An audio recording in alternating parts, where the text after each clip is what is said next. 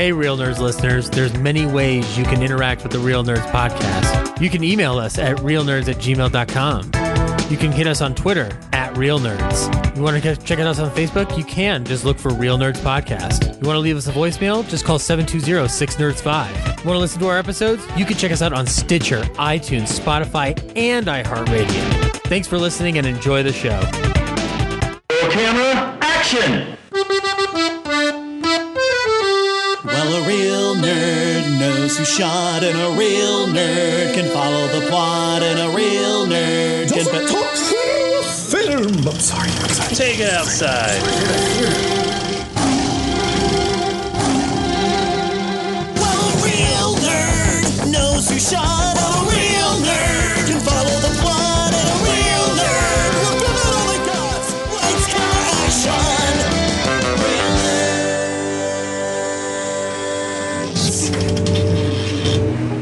Welcome back to Real Nerds Podcast. I am your sometimes host, Zach, and with me is your much more regular presence on the show, Mr. Brad. I'm here. Brad, who are we here to talk to? What are we doing here? What are we doing here? We're doing a real interview with a filmmaker. Woo! Ooh, would it happen to be the director of a film that features one of the best puppet fights I've ever seen in my life? I hope so. All right. Well, I if that's the case, then I think we have the right gentleman in the studio. Please welcome Mr. Nick Roth. I am so happy to be here and be associated with a puppet fight as my main bullet point. Very few people have it. And Happy Time Murders. Not enough. And Happy Time Murders disappointed me so grandly that this made up for it. Okay. Yeah. That's what we're hoping to do. We're really hoping to make up for the entire Puppet Master franchise. Look, Brian Henson had one job to do, which was make a movie as magical and dirty as his father might have made it. And he just failed. But you succeed in the place that he failed. I have a question to kick this off because there's a couple of things I noticed about the film with watching a screener in advance. Okay. What gave you the inclination to pursue a story this surreal? Like, what was the genesis of this? This is just how my stupid brain works. I don't know. I wish I had an answer for you that was like, we really wanted to plumb the depths of weirdness, but I was like, oh, it's a napkin and the napkin can talk. And then, from that, everything sort of like falls out from that. If you got a talking napkin, well, he's going to get off on cleaning up messes, right? Like what else is a napkin going to be turned on by? That just makes sense. So it's actually quite logical. Like once you just sort of, I don't think of it as surreal, I'm just trying to make it make sense.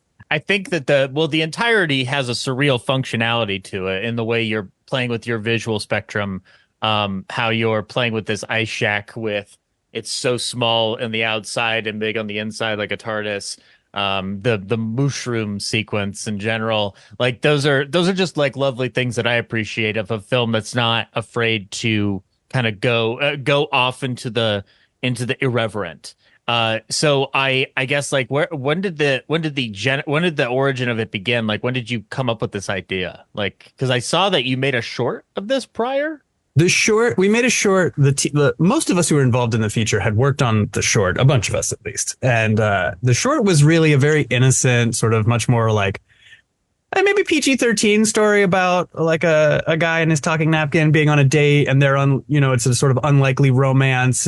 But then the idea was we go underneath the table where you get both napkins talking to each other, and they sort of, are somehow representative of the id or the unconscious or whatever you want to say is like the awkwardness of a date sort of through the eyes of like what's on your lap. Right. But there's no, murder and mayhem and gore and nudity and, all the things that we then were like, well, once we get to a feature, now finally we can have this napkin, have an epic wire food duel and all the things that you want to have in the short. Right. So when you come to the feature film realm, your next step point was basically to kind of pull into a interdimensional horror film. Yeah. Well, I mean, I love an alien invasion movie, and they're not easy to pull off with puppets and no money, but we did our best.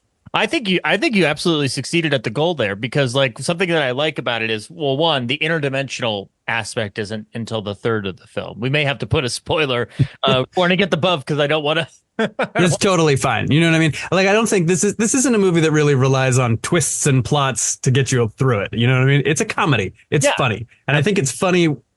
It's just as funny if you know where it's going, even though you probably don't. Absolutely. Well, actually, I didn't. I knew that we were dealing when I saw the trailer. I knew we were dealing with the napkin and the hat, but I wasn't incredibly aware of where it was going to go. Even at the midway point, when you have the Chardonnay drinking a cabin dweller talking with the napkin in the bathroom, I'm still like, okay, something's off here. I don't know exactly what's going to happen. I do know that something different is going to happen than what I thought was going to happen in my head. My thought initially was Evil Dead, but with a hat, with sentient hat, and it completely managed to twist my expectations. Not the least of which with adding a government organization, which I love the line akin to the Men in Black. Yeah. It's not the Men in Black. It's just, but that's like, I feel like this is a pet peeve and a hobby horse of mine is like people in movies always act like they haven't seen all the movies because you don't want to like overly reference movies. It's like, but the actual CIA agents, they're talking about Men in Black all the time. You think they haven't seen these movies? Like that's probably that's their language. Right. And so like, I always I appreciate in movies, I try to write it is that like, this is how we talk as we say, oh, it's like in this movie. Where whatever. So when she's going to go explain to them who she is, she's like, it's basically Men in Black. You know what I mean? Like, just assume it's that. You know what that is. Everybody knows. It's better than having a grander idea of the mythos you're creating. Like you're not J.R.R. Tolkien. You're not trying to build like a mythology for England. You are very much trying to get us from point A to point B to make that point. Now, I did have a couple questions about the way you made the film. Like, first of all, like it's an independent film. It looks like you guys had a lot of fun making it. Can you talk about the process of not just writing the script but directing it with Lindsay Hahn, your co-director? Yeah, I mean, this was look, first of all, it's very, very collaborative. Like, I'm taking the writer's credit. I guess I wrote the draft, but like everybody really had a hand in writing and crafting it. We all kind of just made this thing together. We the whole cast, basically the main cast, and Lindsay and I are like, we really wrote the movie, developed the idea, did all of that together. We all stayed in the cabin and we all were living in this tiny little cabin while we made the movie. And then like a lot of the stories just sort of like fell out from like, I don't know, we'll kill people in the order that we have the availability of actors. I think that makes the movie kind of unpredictable because it's like, when you sit down to write a script, and this was also, I wrote this so long ago, it was early in my screenwriting career. Not that I know so much what I'm doing now, but I definitely didn't know then. So it was like between those things, I don't think there's no one could predict where the movie goes because it doesn't like follow a lot of the rules of screenwriting. And partly that's because it's like, oh, well, we're losing, Azure in 2 days. So that character's got to die fast. Or I mean, I die fast because I was needed in directing the film. Yeah. So I wanted to touch on that because you play. There's a couple of characters that each of the characters has a standout moment, but your character and your character's like love interest that's being kept locked behind a door. Yeah. It was very refreshing to watch this kind of like this falutin intellectual in a robe, just and I love how he doesn't get out of that robe really at all, even when he's outside. Never. I think he's in it the whole. Well, no, he puts on a cardigan for dinner, but other than that, he's in the robe the whole time. Yeah, and it's just like, oh my God, that's commitment to this bit here of just this like. Hey, and the whole hagiography is not an actual thing. Bit like did give me a nice little like each time it was being called out. But when you were directing as an actor, how does that work for you? Like, how do you balance those two? Well, so it's co-directed with me. Lindsay and I co-directed, and you may notice that Dr. Crane and Rebecca are never in a scene together, which is by design because we were like, we can't be in scenes together. One of us always. So at least there's somebody who's directing while the other one is acting. And we didn't really have a crew. Mm-hmm. Like at all. Like at any given time we had a DP and like maybe our friend Sam to hold the boom sometimes. And then that's basically it. And then we just had us and the cast. So, the cast had to do their own sound, which is, I think maybe felt a little bit in the film. But yeah, I was like, we need bodies. It's a horror movie. People got to die. And so, everyone's got to be in it who's working on it, except for the directors of photography. They're the only ones who escaped that. We were like, we need somebody to be manning the camera at any given time. But everybody else, you got to be in the movie and you got to be on the crew. So they didn't have to get splattered around with paint, with blood makeup effects and whatnot. Yeah. They're the only ones who have escaped it so far. Yeah, we can actually talk like that transitions me into the way some folks get their demise. One of which is when they're wearing Harry the Hat. All that blood is trickling down. Yeah. I just liked how it was nice and inventive. Like you didn't need to go too far. It's just right there and it's just dripping down. It was like I got a nice little like, oh my God, like this is a nice like splatter fest going on right now. There's just enough of it to, I think, be like a little like actual, like it catches you off guard. Maybe it's so creepy. There's a shout out is warranted here to Toby Bryan, who plays Norm. He's the voice of Woody. He did all the puppeteering. He's our special effects guy. So there's somewhere I have a video. I haven't published it yet, but there's a very funny video of Toby and I testing the blood bags inside the hat and just like putting a hat on our head quickly and having the blood go down to great, or trying to figure out how much blood, how fast does the blood need to drip? Things you don't really think about until it was literally like the night before we were shooting whatever. And we were like, we got to figure out the blood effect. Yeah, and you're right, because it does take you back for a second, because a good chunk of the first part of this movie is not really blood laden at all whatsoever. Like what's really going on, and then all of a sudden it kicks into high gear. And what I kind of noticed as I was watching it shift from those modes is that you were already from the get-go blending a couple different films in here, and ashamed to do it through the score. I noticed the ones that I noticed off the top of my head were The Shining at the beginning. Yeah. And then I got a bit of a sense of other horror films, maybe a Raimi vibe off of that. And then I got this basically Howard Shore-esque Middle Earth score for the final fight and whatnot. Did you instruct the composer to just go all out and try to recreate some of those vibes when getting that music together? Yeah, the composer is Jimmy Hahn, Lindsay Hahn's dad. And that's actually his cabin so the music was also composed in the cabin where we shot too. Right. When we made a temporary score with the score from The Shining was a big piece of that always. And this was always sort of like Lindsay's initial idea for the movie as how she would approach it as a director was, it's The Shining, but if Leslie Nielsen was playing Jack. And so we were always like, okay, so The Shining is a big piece of it. It's a movie that's near and dear to all of our hearts. And if you're doing a sort of snowbound family murder movie, it was so yes, that's a big piece of where we were. I'm not sure if I used any Howard Shore in particular in the temp score, but it was always a really big sweeping orchestral oral voices popping up and everywhere. Yeah. And Jimmy's fantastic and extremely versatile and can do just like anything. So I was like, I need you to do The Shining here. There's a little bit of this is got to get more like English Patient over here, and then like giant orchestral. I think I used like some of the inspiration pieces I gave him were like music from the Star Wars video games, because they had that kind of like epic fighty gigantic. So there's maybe a little bit of John Williams in there, if not Howard Shore. I'm actually curious because of that epic feel that you're underlaying in the final fight. It kind of has an overall question about how you as a director and how your special effects guy handled this. Talk a little bit about the puppetry and how you were basically kind of motivating yourselves around that function, because it's one thing to have a bunch of actors and get your shots off and make your day. It's another to have this puppet element in the mix. How did that affect the way you guys were able to progress at a pretty reasonable rate? And like, how difficult was it to work within those confines?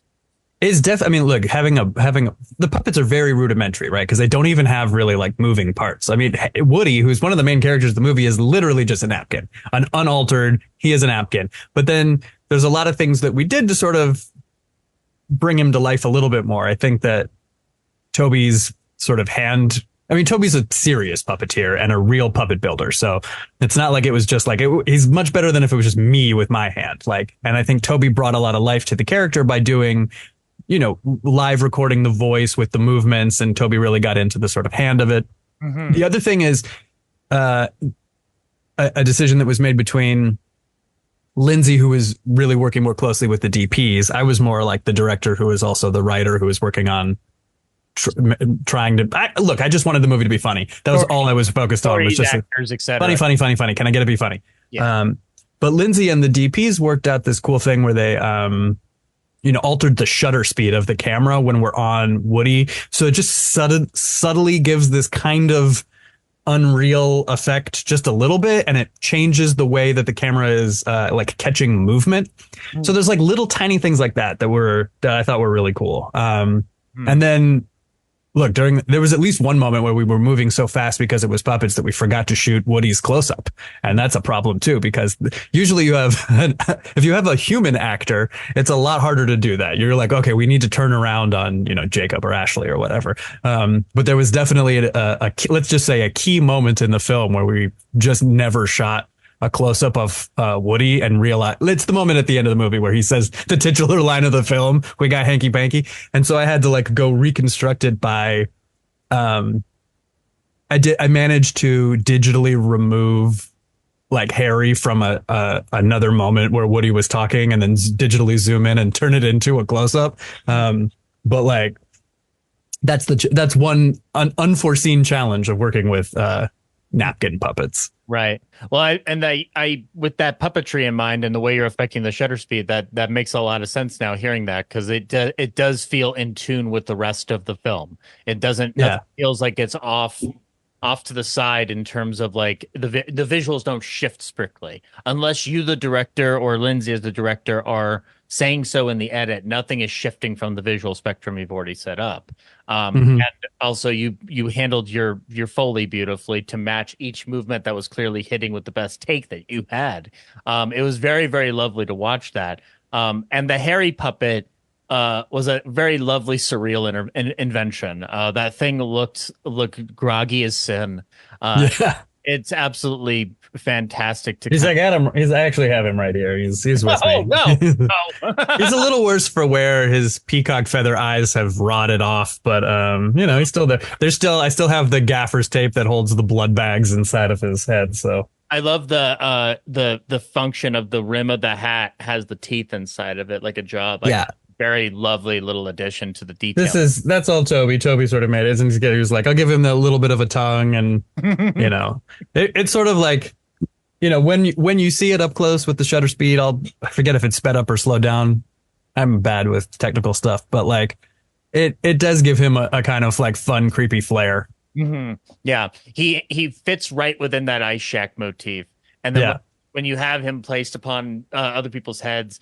That just gives off this amazing, like, it's already an unsettling image on top of what's going to be an unsettling performance from anybody who's wearing it and or anybody who's getting the wrath of him. I really appreciated that. So when from start to finish, how long has the film been, like, how long have you been constructing it up to this point? Was this like over the course of a year? How long did this take you to put together? So we assembled the idea we developed it and wrote the script and sort of prepped, really. That was only a few months. We shot it in most of it was shot in 3 weeks. And then some of it a couple weekends later were sort of pickups. And then Lindsay and I spent 7 years editing it because it was a real bear and we were doing it in our spare time. And so it took just an enormously long, I think the real tremendous, boon that we got out of that was that, like, this was a movie that really benefited from us being able to sort of take a few months off here and there, Mhm. come back with, take a year off maybe at one point and really come back with fresh eyes, because it's very hard to edit. Look, we had never edited a movie. We didn't know what we were doing. We were learning as we went, a lot of it. We'd only edited shorts and music videos before this. And it's a lot. It's a lot. And we had to figure out what the movie was and really put it together in the cutting room. So we spent a long time doing that, and we finished it. We picture locked right before the writer's strike. So then you sit down and wait. Well, and then we did, like, I did the color and sound and all that during the strike, actually. Nice. And so did you, like, I appreciate you finding a benefit in taking that long to edit, because most people I might encounter may not, like, feel that way. They have a turnaround in their mind. But if it's something that you're dedicating your time and passion to, there's no time limit on that. It was just the movie's it's not there yet, and it can get better. And, it was mostly just cutting it shorter and shorter and shorter and shorter until it's this very crisp 86 minutes and change. Mm-hmm. But it took a lot to get to, and, things came out and went back in, and there's a lot that's on the cutting room floor. You're not only right about that crisp, tight, 82, 86. 86, yeah. You're let's put aside the puppets and the sci-fi and the horror elements here for a second. The first third of this reminded me of a screwball comedy, which I really appreciated. Like, the editing is very, very tight. And these characters feel like they're walking in and out of a press office in His Girl Friday, the way they're kind of maneuvering in and out. I was very, very impressed by how you managed to kind of fit all of that in. Like, did you start off, I'm wondering, actually, just as an editor to editor, did you start off giving them a little more space and then realizing you had to, like, compress it, or was that the idea from the get-go? I think that we were, from the get-go, we were trying to compress it, and then we compressed it as much as we could in performance, then we compressed it as much as we could in post, because it was all like, there was a lot of emphasis on, like, Clue is a good example of sort of like cabin murder mystery, but also we wanted that incredibly quick. I hesitate to invoke Clue too much, because there's pieces that are superficially very similar to Clue, but I think, like, tonally we were going for a very different kind of humor than Clue, but with some of that, like, fast talking and obviously murder mystery in a cabin, right? But, Clue is, we had jokes that were more Clue-like jokes, wordplay jokes. Most of that we cut out. We were like, this is actually not the direction we want to go in. We want to have it be this sort of, weirdly, it's more grounded in a lot of ways. Like, and it's kind of, I think it's really great to throw people in this. Okay, so here's this crazy thing, but then let's treat that realistically. And what would happen? What would really happen? How would you really react if this insane thing was happening? You're not cranking it to ludicrous speed, essentially. If we were using Buck's terminology, you're not going to ludicrous speed. You're maybe going toward ridiculous speed. And there's a definite, like, I got Clue vibes, but it was a larger drawing room mystery aesthetic at large. You could apply that to, like, how Ryan Johnson's pulling off his Knives Out films recently, where it's a bunch of people in a room. We are trying to figure out what's going on here. Different relationships are being formed in and out of the cabin. And there's something about the speed of it that worked very well without going into a full 500% of Clue. Right. Like, it's, the speed is exactly where it needs to be. A thing that's always on my mind structurally is Jurassic Park, which is like, there's a cold, Jurassic Park opens. You don't see the raptor, but you see a guy get killed, right? This isn't reinventing the wheel, but then, then there's 45, 50 minutes, I think, after that, where there's no violence. There's nothing bad that happens. There's some eeriness or whatever, but it's all just character building and slowly building suspense until it's nighttime and it's raining and the electrics go down and the T-Rex comes out. But that's half of the midpoint of that film, I think, is Mama T-Rex gets out and eats the lawyer off the toilet, right? Spoiler alert on Jurassic Park. But it's the had plenty of time to do it. Yeah. If there's anybody listening to this podcast who somehow missed Jurassic Park, stop the podcast now. Go watch Jurassic Park. You got the one guy who in '93 just was like, what? They did what now with dinosaurs? What? I'm curious in this creature horror film, but I've never seen Jurassic Park. Anyway, my point is that, like, so I think that there's good reason audiences aren't going to be I think like disappointed that it takes a long time to get to back to, oh, and now people are getting killed again.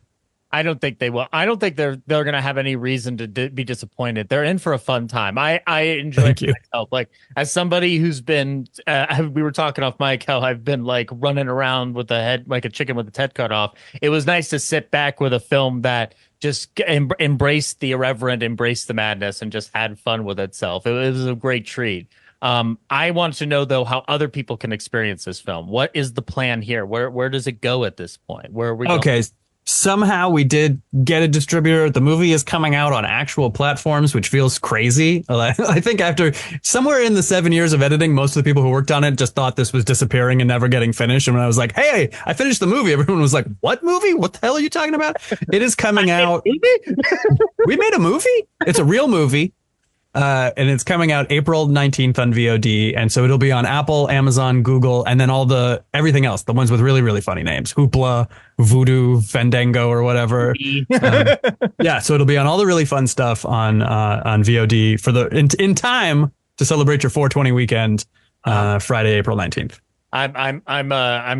I'm sober myself, but I think people who do engage in the sticky icky will quite enjoy what you have to offer them. It's got a lot of I don't think of it as a stoner comedy, but our distributor does, and it's sort of, it's got a lot of features of that kind of irreverent, absurdist, psychedelic humor. I think additionally, not just within that 420 vibe, I think you do manage to weave a fun tale of comedy horror that does have fun with its premise. Like the joy of making the film is all over the film. It's not, there's no cynicism involved. There's nobody feels dishonest on screen, and the film itself doesn't feel dishonest. So that honesty, I think, is going to bleed into people checking out the film, my friend.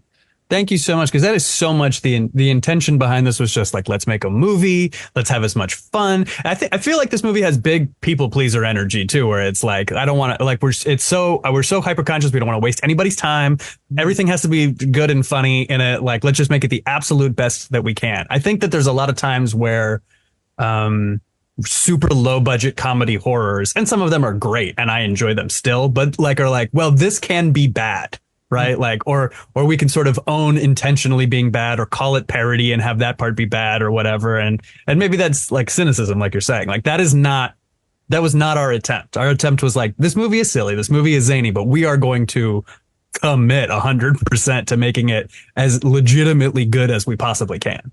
I feel like if maybe this is a good way to wrap it up, is like, if this film were trying to be a parody or trying to poke fun at itself too much, I don't think that the heart of the Woody character would be in full fashion. Like, it's so weird. Like, the thing that I notice is like the performance of Woody is this very like grounded, sounds like he maybe comes from the East Coast, interdimensional being stuck in a napkin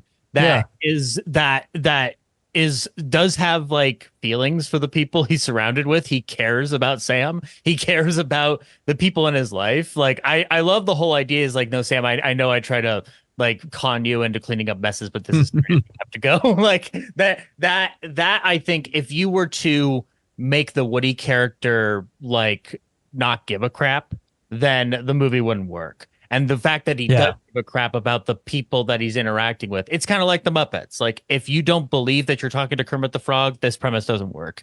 And so I do think that you've built something that's genuine on this footing. So I think it's a good achievement, sir.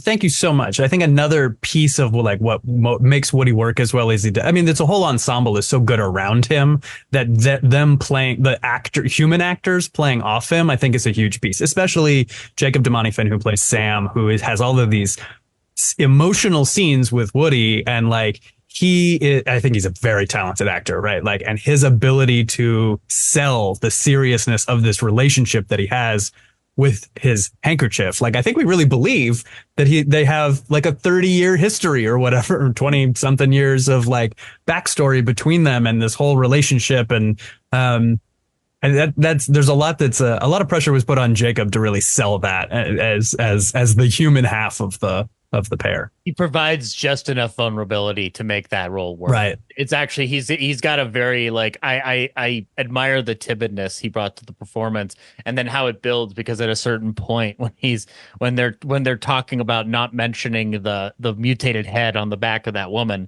like that was probably my favorite like character interaction in the movie, going like, you could have said something about it. Like that was that. Yeah. It's that vulnerability. If he doesn't sell it, then the movie doesn't work. And if the puppet doesn't sell his sincerity, then the movie doesn't work. Everybody is very sincere about the job that they're performing.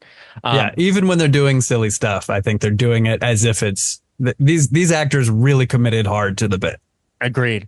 Well, before we go, remind everybody, I know you talked about it, but do it again, because we want to get people to watch this film. Where are they able to find it? When is it coming out? How can they watch it? So April 19th. Everywhere online. I think you just Google it and it comes up. Amazon will probably be the most reliable place to find it, but it'll also be on Apple, Google, Apple TV, Google Play, whatever Voodoo is called in a couple of weeks. Fandango, I think. Fandango, Home Again, what? Homeward Bound, Fandango. I don't know. Whenever I want to watch anything, I just Google it now to figure out where to watch it, because I have no idea where anything is. So. Yeah, I understand. I think probably people can do that. You can also find us at hankypankythemovie.com. And if you screw up and just type hankypankymovie.com, guess what? I bought both domains. so you're good. Hanky Panky Movie, not to be confused with Hanky Panky the Underwear, which is apparent. We didn't know this at the time. There's a big underwear company called Hanky Panky. So we're not winning the SEO battle with them yet. But hopefully one day. Never say never. All we got to wait for is either the film should blow up, but if it doesn't for whatever reason, we just got to wait for Hanky Panky Underwear to collapse under itself, and then they'll be gone. Yeah, or better, some kind of partnership for the sequel, guys. You know what I mean? It could be Hanky Panky presents Hanky Panky 2. Is there a sequel in mind? That may be. Oh, the whole thing is in my head. The movie exists. It's up here, and it goes much harder. Let's just say there are more hats. There are more hankies. There's it's just more of everything. It's Independence Day, like on acid. Nice. Fantastic. Well, thank you so much, Nick, for sitting down to chat with us about your film. We were so happy to talk with you. Brad, I think that's going to wrap it up for this real interview. Should we switch it over back to the main programming? Or just the regular programming, because we might have just put this on YouTube without the rest of the show. No. I do have one question though. Oh yeah. You've been talking the whole time. The Cheers references. Obviously, you must be huge Cheers fans. No, hate Cheers. No, yeah.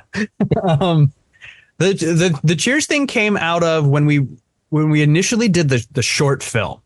It was for one of those like projects where you have 48 hours to make a movie, and so we were like, okay, we got 48 hours and we got a character named Sam. And I was like, I got to name all these other characters. I don't have time to name them. So I was like, Diane, Cliff, Carlo, Woody, go as a placeholder. But then once it was a placeholder, I was like, that's actually very funny. Let's commit to that. And, just make every character in the movie named after the characters from Cheers. That is the end of where I think the Cheers references go. Well, but got the logo of the movie. But of course, the logo of the film it's the Cheers font, but then it flies in space like Star Wars, and it's got music that is reminiscent of The Shining. I think it's pretty clear we're all over the place movie buffs and film and television lovers who very freely picked and chose all kinds of references.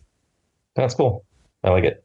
Wonderful. Well, thank you so much again, Nick. And that's going to wrap it up for this real interview. Dig back over to realnerdspodcast.com and check us out on all of our socials to hear more real interviews, as well as our movie reviews, our film explosions, etc. All that wonderful stuff at Real Nerds Podcast. Until next time, bye. Well, a real nerd knows who shot. A real nerd can follow the plot. And a real nerd will give it all they got.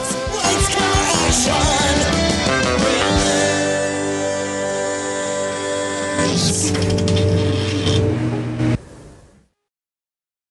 Thanks for listening to Real Nerds Podcast, a Nebulous Visions production. Stream or download episodes, read articles at realnerdspodcast.com. Stream us on Apple or Google Podcast, Stitcher, Spotify, or iHeartRadio. Follow us on Facebook, Real Nerds Podcast, Twitter and Instagram @Real Nerds. Watch us on YouTube, Real Nerds Podcast. Email us at realnerds@gmail.com. Call us at 720-6nerds5. Thank you to Sparks Mandrill, Mike at Plan 9 Studios, and Bolognium for all of our groovy theme songs. And that's how you fucking do it.